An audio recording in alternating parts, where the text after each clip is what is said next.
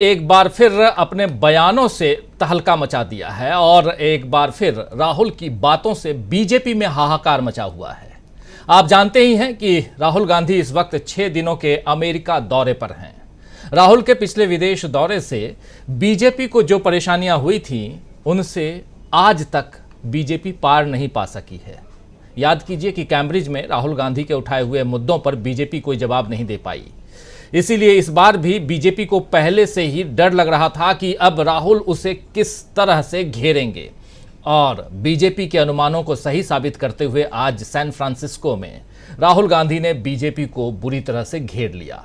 अपने भाषण में उन्होंने तंज कसा कि कुछ लोगों को यह गुमान होता है कि वो सब जानते हैं। मोदी जी भी उनमें से एक हैं। अगर वे भगवान के साथ बैठ जाएं तो भगवान को ब्रह्मांड के बारे में समझा देंगे। आइए जरा सुन लेते हैं राहुल गांधी की जुबानी। बहुत कुछ है इस पिटारे में और बिल्कुल दिल थाम के बैठिए, क्योंकि चर्चा में एक बड़ा पैनल भी मौजूद है। लेकिन पहले राहुल गांधी को सुनते हैं, सुनिए जरा।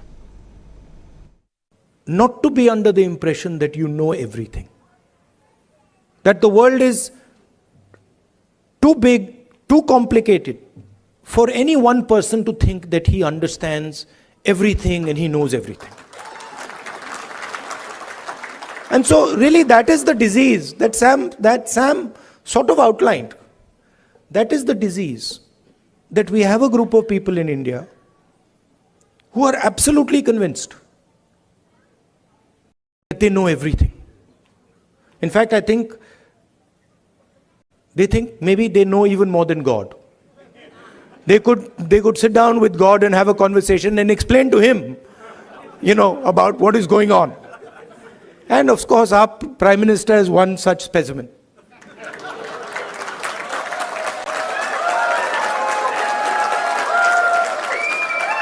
I think if you sat Modi ji down next to God, Modi ji would start explaining to God how the universe works. Right? Yes, and God would get confused that what have I created? So these are funny things, but really this is what is going on. We have a group of people, who understand everything. They can speak to scientists and explain science to them. They can, speak to historians and explain history to them. They can explain, warfare to the army, flying to the Air Force, whatever they want they can, And at the heart of it is mediocrity. That they actually don't understand anything. Because in life, you cannot understand anything if you're not ready to listen. There's something, the biggest lesson I learned from Bharat Jodo Yatra, that there is something to learn from everybody. We are much older than those children. तो सुन लिया आपने, बहुत गंभीर बातें यहां कर रहे थे राहुल गांधी, लेकिन तंज उन्होंने कसा बीजेपी पे और इस तंज से बीजेपी बुरी तरह से बौखला गई। प्रधानमंत्री नरेंद्र मोदी पर सीधा हमला था यहां राहुल गांधी का और कह रहे थे, जो कुछ कहा राहुल गांधी ने उसमें यही कि अगर भगवान के साथ भी बैठा दीजिए तो वो बता देंगे, भगवान को ही समझा देंगे कि ब्रह्मांड की रचना कैसे हुई। ऐसे ही साइंटिस्ट की बात, ऐसे ही आर्मी मैन या हमारे देश के जो रक्षा के जो लोग हैं उनकी बात, तमाम बातें यहाँ राहुल गांधी कहते हुए नजर आ रहे हैं। लेकिन कह रहे हैं कि छोटे से छोटे लोगों के साथ भी आप सीख सकते हैं, बच्चों से भी सीख सकते हैं। और ये बात मैंने सीखी, हम सब ने सीखी है जब भारत जोड़ो यात्रा में हम थे। तो यहाँ राहुल गांधी अपनी बात रखते हुए, लेकिन राहुल एक तंज कसते हुए और उनके तंज पर बीजेपी बुरी तरह से बौखला गई। और भारत में बीजेपी के बड़े छोटे तमाम नेता राहुल को ट्रोल करने लग गए। राहुल गांधी को अब इस ट्रोलिंग की आदत भी हो गई है, आप सब जानते हैं। राहुल अपनी चाल चलते रहते हैं, भले ही बीजेपी उनके बारे में कुछ भी क्यों न कहे। राहुल मन की बात करें और जन की बात, राहुल मन की बात और जन की बात के बीच का फर्क जनता के बीच रख रहे हैं और जनता के लिए मुद्दों को उठाते हैं। कर्नाटक में राहुल गांधी ने आबादी के मुताबिक हक की बात की थी, आपको याद होगा, जिसकी जितनी आबादी उसको उतना हक, ये नारा उन्होंने दिया था, जिसका फायदा कांग्रेस को मिला। अब अमेरिका में भी राहुल गांधी ने जातिगत जनगणना का मुद्दा उठाते हुए बीजेपी को घेरा है। दरअसल इसी कार्यक्रम में सैन फ्रांसिस्को के इसी कार्यक्रम में जिसमें राहुल गांधी भाषण दे रहे थे, वहां मौजूद लोगों ने सवाल किए राहुल गांधी से। अपने भाषण के बाद राहुल गांधी ने कुछ सवालों का जवाब दिया और एक सवाल उसमें आर्थिक सामाजिक बराबरी पर भी किया गया कि कांग्रेस इस बारे में क्या करेगी अगर उसकी सरकार आ गई तो। इस पर राहुल गांधी ने आश्वासन दिया कि कांग्रेस सत्ता में आई तो जातिगत जनगणना के आंकड़े सामने लाएगी ताकि हर किसी को आबादी के अनुपात से उसको उसका हक मिल सके। राहुल ने यह भी कहा कि कांग्रेस अभी बीजेपी से जातिगत जनगणना कराने की मांग कर रही है, लेकिन बीजेपी इसे नहीं मान रही है। आइए जरा सुन लेते हैं बहुत इंपॉर्टेंट पहलू, बहुत इंपॉर्टेंट मुद्दा जिसको राहुल गांधी देश में ही नहीं बल्कि अब विदेश में भी उठा रहे हैं और यह मैसेज देने की कोशिश कर रहे हैं कि जातिगत जनगणना क्यों जरूरी है और जिसकी जितनी आबादी उसको उतना हक की बात क्यों कर रहे हैं राहुल गांधी। सुनिए जरा। We are suggesting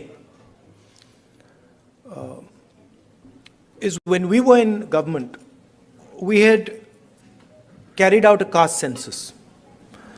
And the idea behind the caste census was to take an X-ray of Indian society, right?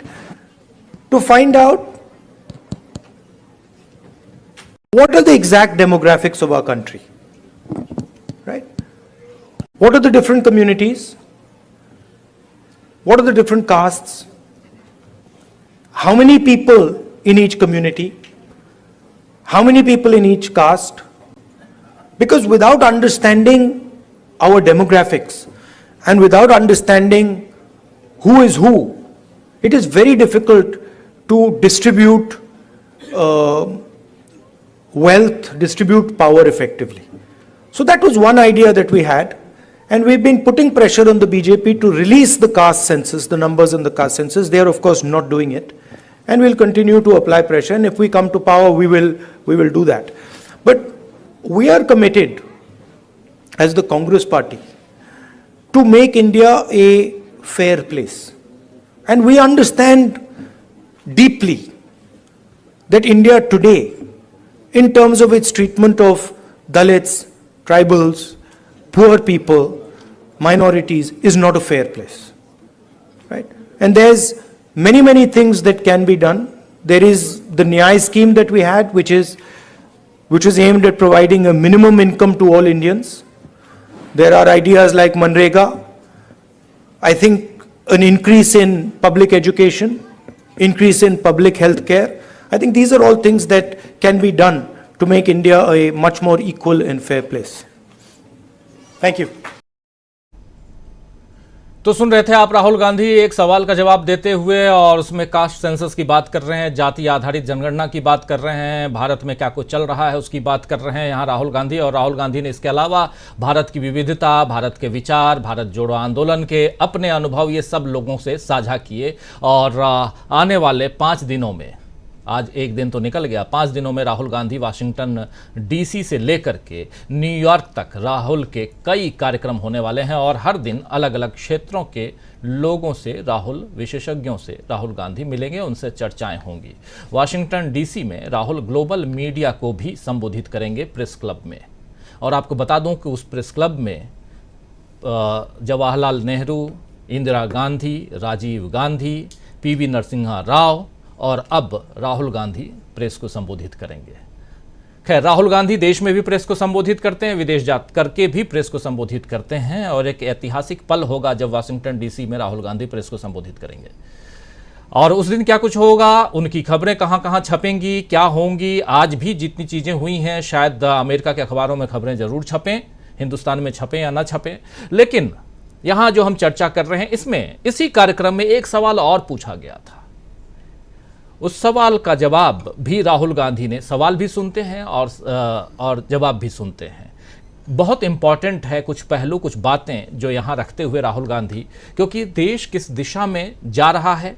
एक तो सत्ता पक्ष होता है दोस्तों, सत्ता पक्ष का काम सत्ता चलाना, देश चलाना, योजनाएं बनाना और सही दिशा में देश को लेके जाना। दूसरा पक्ष विपक्ष होता है जो नजरें टिकाए रखता है कि सत्ता पक्ष सही कर रहा है या नहीं कर रहा है।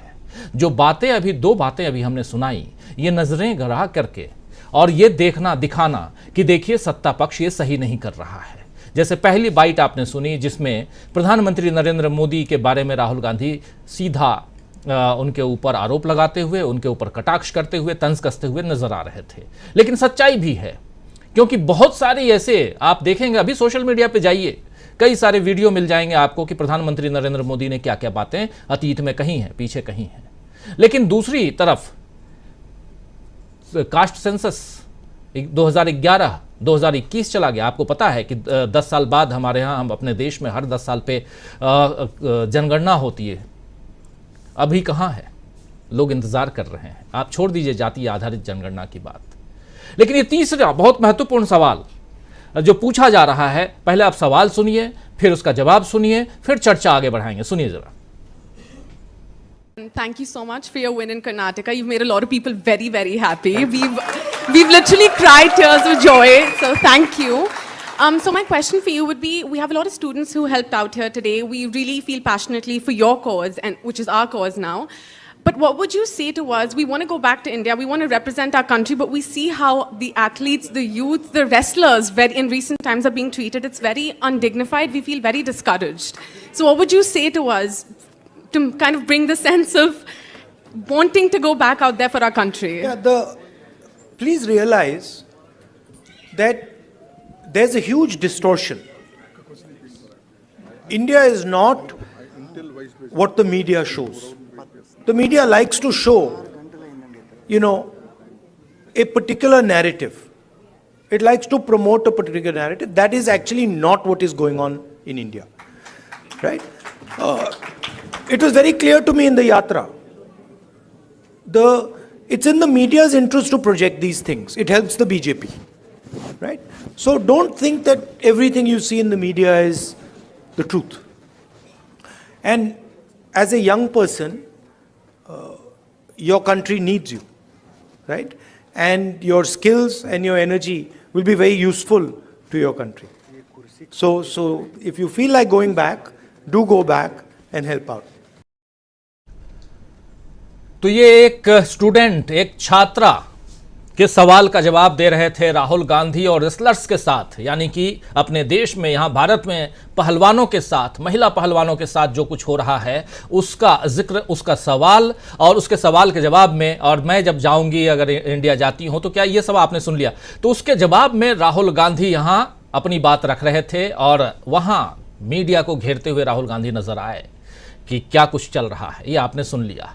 तो कुल मिलाकर दोस्तों, बीजेपी अभी से इसे देश विरोध का मुद्दा उठा करके सियासत शुरू कर सकती है, इस हिसाब से कि प्रधानमंत्री के ऊपर आप हमला करते हैं, आप विदेश जा करके भारत के बारे में, भारत के मीडिया के बारे में, भारत में बीजेपी के बारे में आप तमाम बातें कर रहे हैं, और ये हो भी रहा है, सुबह से हो रहा है।